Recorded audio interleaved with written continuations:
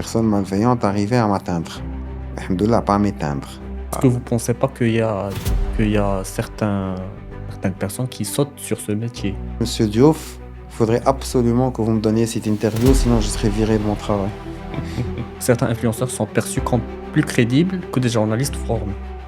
Mais moi, ce que je voulais, c'est créer une rupture avec une mentalité du Marocain qui ne sait rien faire, ou du Marocain qui est pénalisé juste par le fait d'être Marocain. Pour faire ça, pour le terme, on race amar. La plupart qui prennent pas l'initiative, qui sont pas une force de proposition, entre parenthèses, race khaoui. Lui, il est jaloux de qui tu seras dans 10 ans. Même pas maintenant. Quelles sont les compétences qui manquent aux journalistes marocains, à votre avis, aujourd'hui? Tout a un prix. Et qu'on choisit le prix à payer pour chaque chose. Est-ce qu'on peut dire que cela a, je suis désolé pour le terme, a volé ton enfance?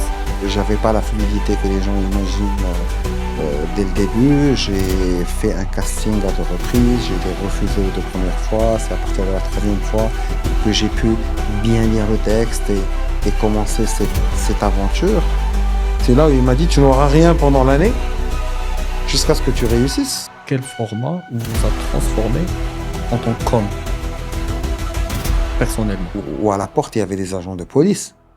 Et personne ne pouvait rentrer.